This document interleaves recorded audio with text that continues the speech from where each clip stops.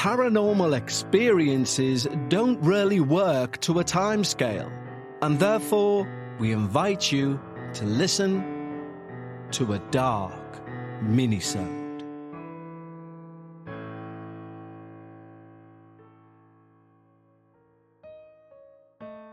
Hello everyone, and welcome back to another dark minisode. Yes, it's Wednesday, so this time it's one of our listeners' minisodes. If you'll recall, a week ago we were just about to find out exactly what was the thing that was making Kaylee's life hell. But before we go into that, I need to say a huge apology to our Patreon team because they usually receive this ad-free and before everyone else. They're only going to receive it the night before due to an error on behalf of Patreon. However, I sincerely apologize for that. You will still get it before people and ad-free, but it certainly is not when you should have had it, which was Monday.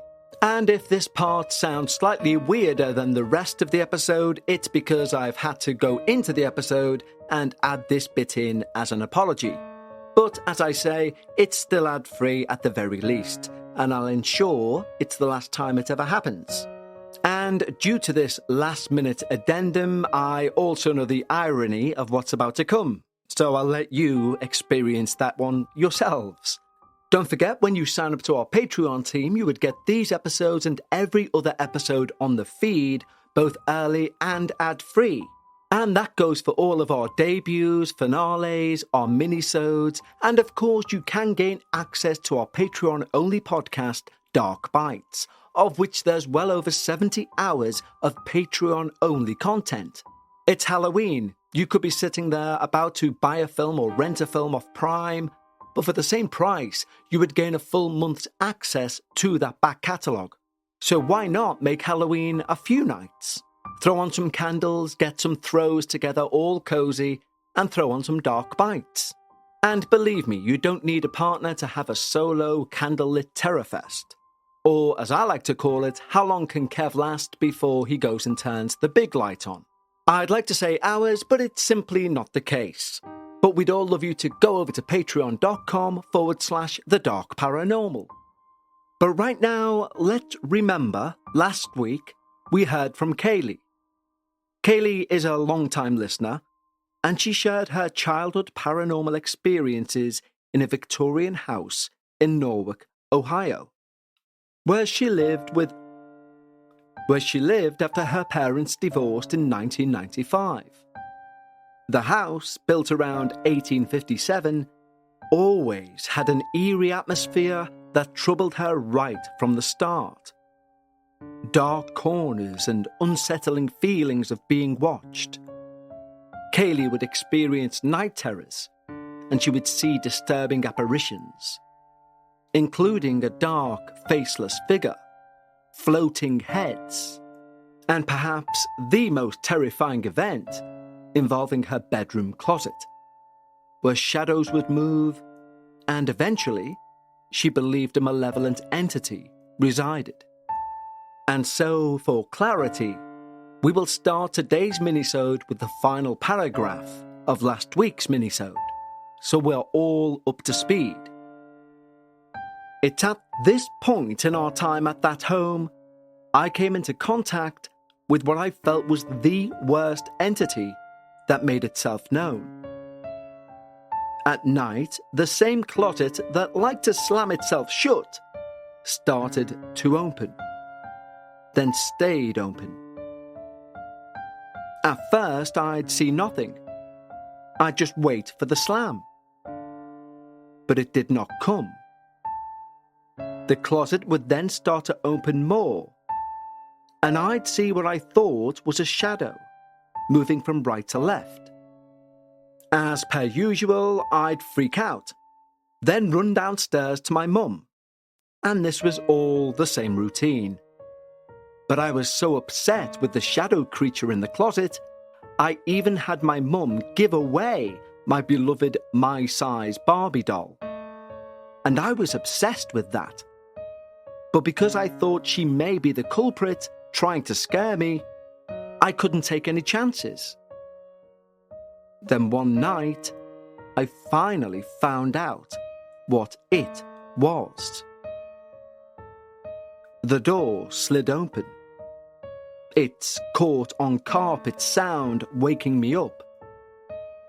And I saw the manifestation of a little girl.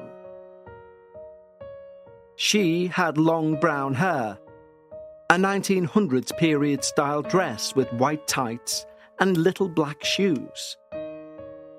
I remember seeing straight through to the clothes on the hanger behind her, but she was still in a solid type of form.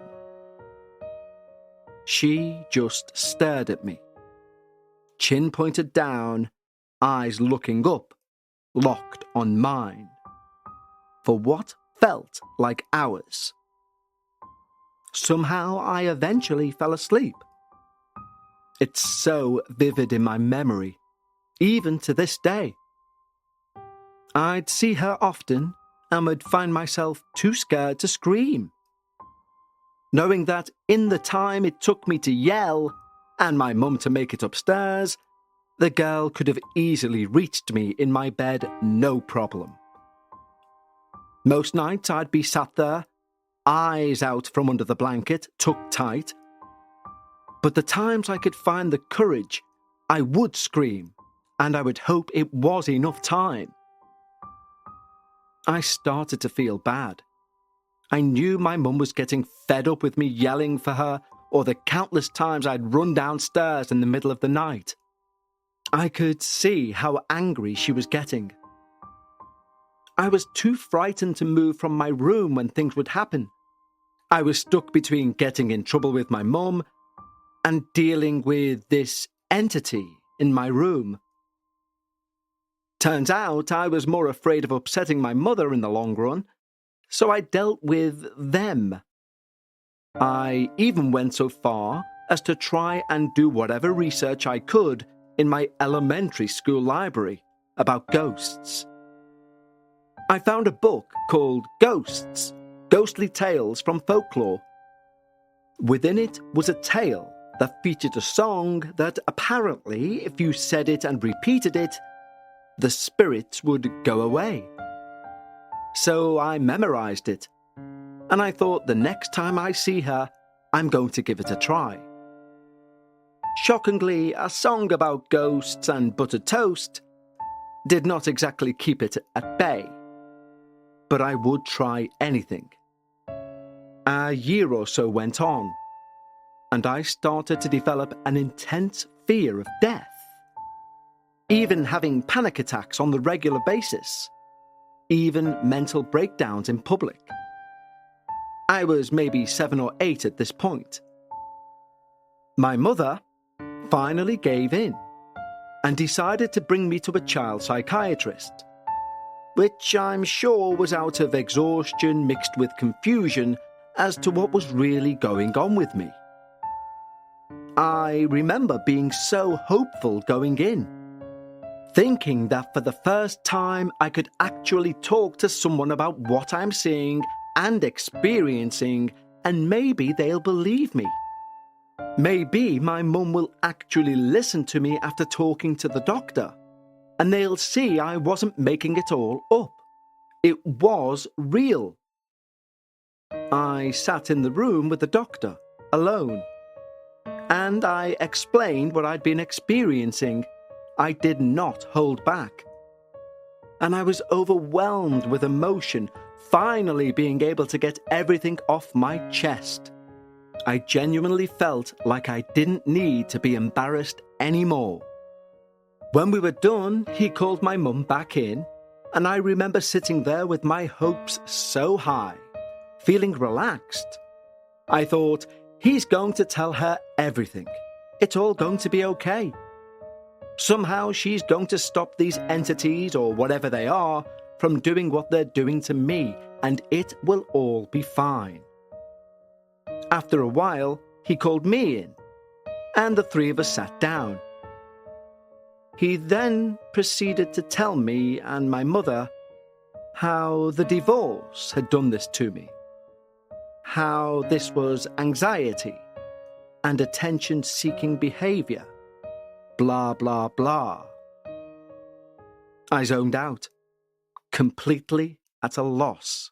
I want to take a quick break to talk to you about Rosetta Stone. Now, there are two languages I want to learn, French and Italian, and I can do both on Rosetta Stone. Why did I want to learn them? I started to feel slightly embarrassed when I realized I only know one language. When you go over to Europe, the majority of people you run into will speak their native language and English. So I tried a good few of the language learning apps, and then I came to Rosetta Stone and it was night and day. Unlike other apps, you're not charged per language and you will learn those languages fast. It immerses you in so many ways. There's no English translations. You have to speak, listen, and think in the language. And although many apps have speech recognition, Rosetta Stone has true accent, a feature which gives feedback on your pronunciation. And you can learn at your convenience. I use the app, you may prefer the desktop. And value for money-wise, think how much it would cost to be on a course or a one-to-one tuition. Well, today Rosetta Stone is offering you 50% off a lifetime membership to those 25 languages. Don't put off learning that language. There's no better time than right now to get started. And Dark Paranormal listeners can get Rosetta Stone's lifetime membership for 50% off by visiting rosettastone.com/today. That's 50% off unlimited access to 25 language courses for the rest of your life. Redeem your 50% off at rosettastone.com/today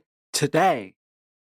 Today's episode is sponsored by Acorns. Acorns make it easy to start automatically saving and investing for you, for your kids, and your retirement. If you're anything like me, you would have believed you need a degree or you need some expert knowledge and a load of money before you invest, but it's just not true. You don't need a lot of money or expertise to invest with Acorns. In fact, you can get started with your spare change. Acorns recommends an expert-built portfolio that fits you and your money goals. They then automatically invest your money for you. And now Acorns is putting their money into your future. Open an Acorns Later IRA and get up to a 3% match on new contributions. And that's extra money for your retirement. Acorns has allowed me to look back at my past at times when I've thought, investment isn't for people like me. And although now I'm a huge fan of Acorns, I just wish they existed 25 years ago when I first started earning money. Because by having the wrong perception that investment isn't for people like me, I've not given my money the chance to grow. But that's something, even at this point in life, I'm going to make right. So why don't you head over to acorns.com/darkparanormal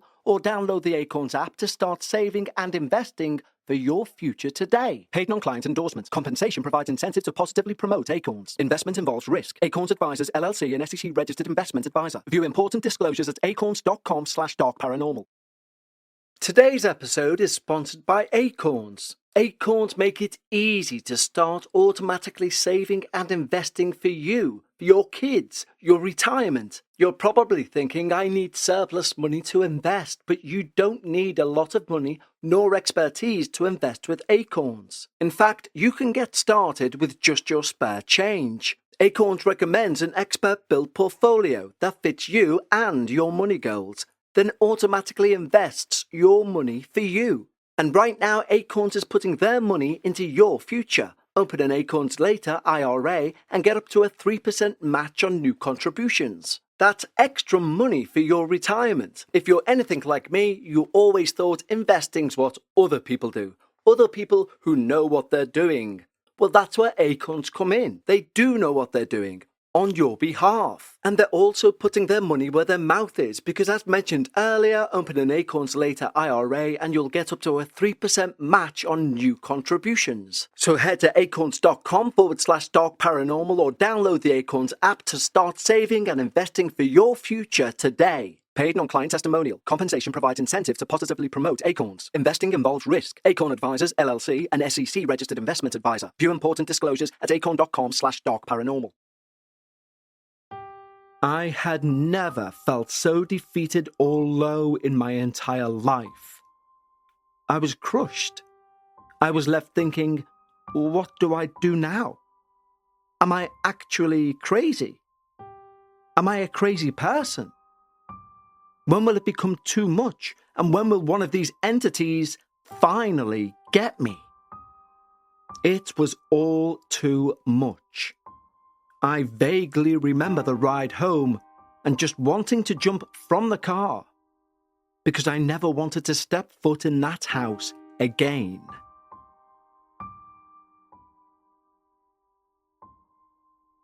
The experiences, well, they never stopped. They just became normal. We'd lived in this house for years now, and it was a random daily occurrence. There were days when nothing would happen, and I felt slightly normal. School days, holidays, all went by. Birthdays and summers passed. I would almost forget some days, until something little or something big would eventually happen. Or the terrors of the night would make themselves known, and that would scare me back into the reality of my situation.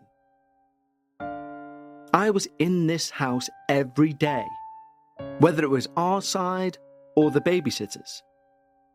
And it was a constant bombardment of negative energy. To my surprise, though, I never actually saw anything that I usually did on our side, in the other part of the house. It was more the feeling of dread and being watched, little glimpses of movement in the corner of my eye. It seemed to only really bother me when I was alone, in my room. Same with the barn. We all kept our bikes and outdoor toys in the barn, so we'd be in it often. But it was always just a scary feeling, nothing more. I figured this is why no one else saw anything. Perhaps it's just my room. My mum would tell us to stop running every once in a while and hear footsteps, but write it off. Along with the TV turning on randomly in the night. But again, nothing out of the ordinary. One day, my mother and Renee were out in the back garden chatting whilst us kids ran about. Apropos of nothing, my mum asked if her girls ever had trouble sleeping at night, and mentioned she'd recently taken me to the doctor. I knew she was worried about me and wanted to get some advice, or figure out a way to make it stop. My mum then mentioned I'd been seeing things, and told Renee I'd claimed to see a little girl in my closet. And that is when Renee froze. Her eyes widened, and she said, "Maria, I've seen her." Well, my mum's jaw dropped, as Renee proceeded to tell the story of the day it happened. She said she'd been doing something or other in the kitchen, looked up, and noticed that all the way down the hall, she could see someone at the base of the spiral staircase. And they started to climb up. She was thinking of all the kids that she'd been babysitting. Which one was it? I thought they'd all gone home for the day. Her daughters were at ballet and Jim was away on a work trip, so who was this? Confused, she walks down the hall, trying to figure out who she's missed.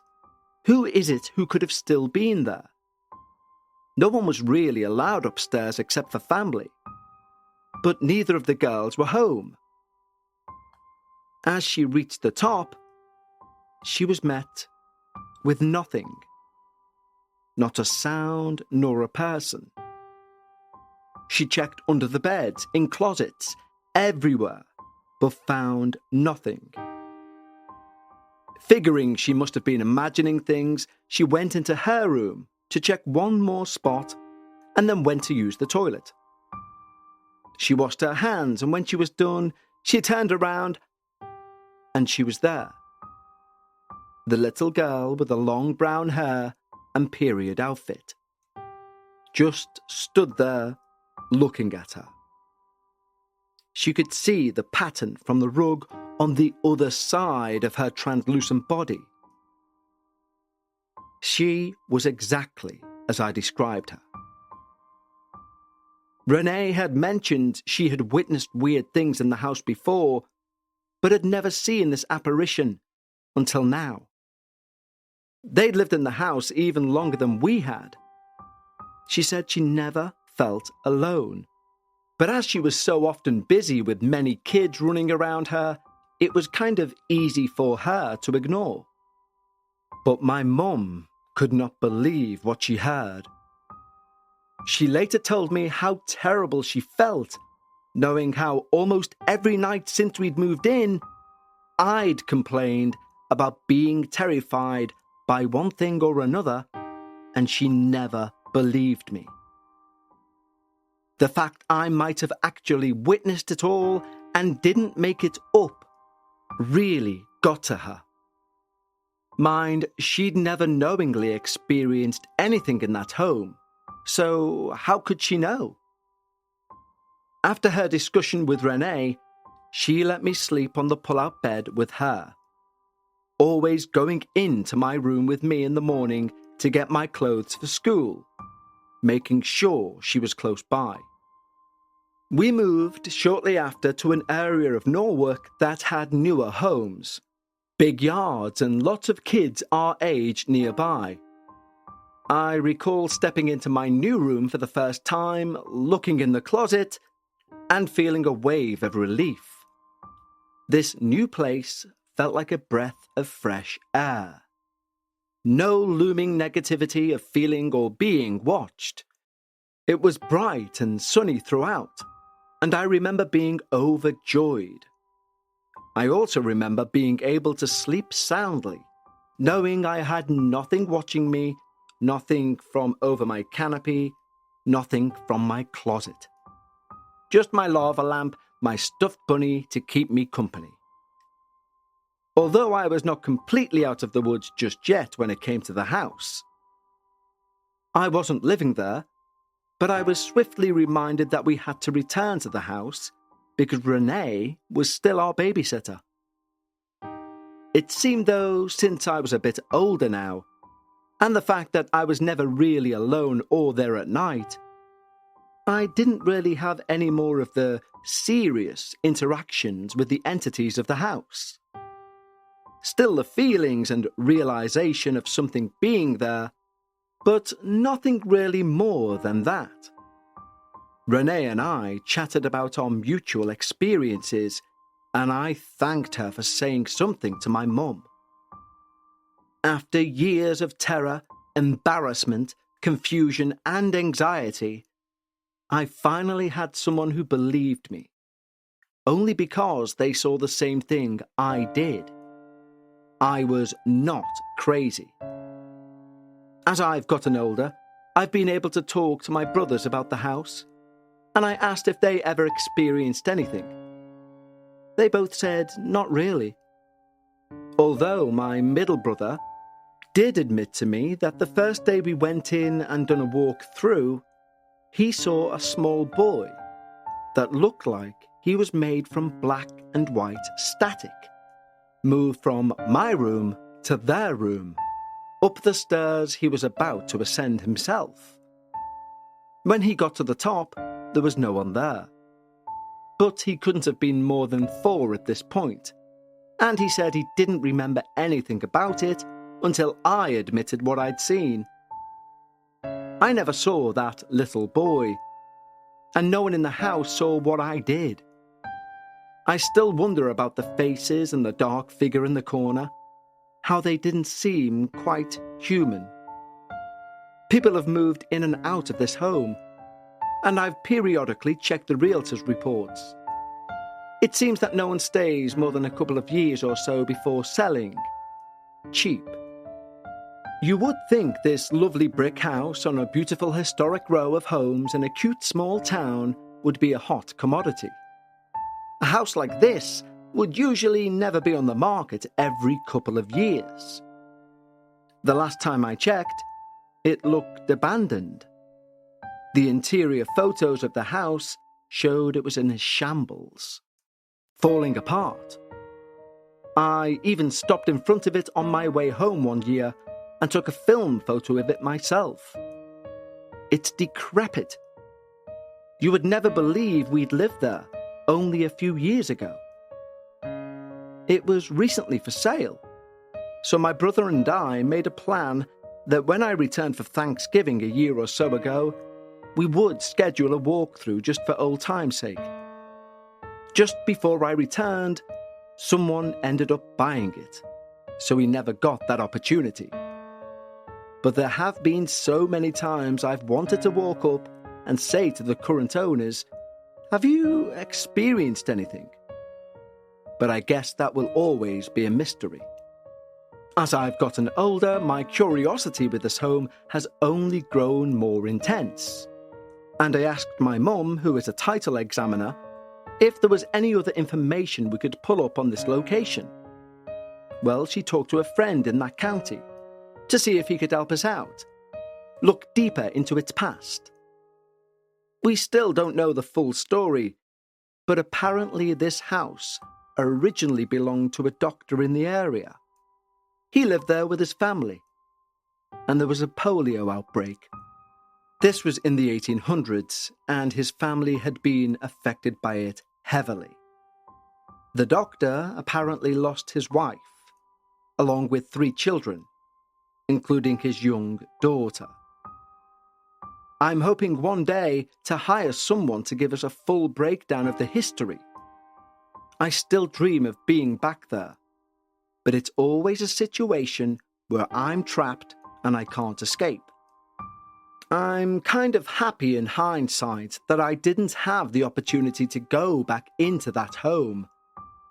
Who knows if they would have followed me this time? Thank you again for giving me the time to share my story. I do have more paranormal experiences not related to this house that are shorter that I'd love to share. I can't thank you and the other listeners enough for creating a safe space for sharing true paranormal experiences. I feel significantly more normal after hearing what others have been through. It's sort of like a therapeutic experience being able to resonate with those who have seen the other side. For anyone listening, you are not alone. And what a poignant message to end this minisode on. Thank you so much, Kaylee. It may be Callie, I might be pronouncing your name wrong, and if so, I apologise. But your experience is excellent. And you make a very valid point at the end. We noticed this on our Patreon show, Dark Bites. The more people share, the more people want to share. And from what our listeners say, there seems to be nothing more liberating than sharing your experience and not feeling alone. So if you are sat there with a paranormal experience you've always wanted to get off your chest, the email address is and always will be contact@thedarkparanormal.com.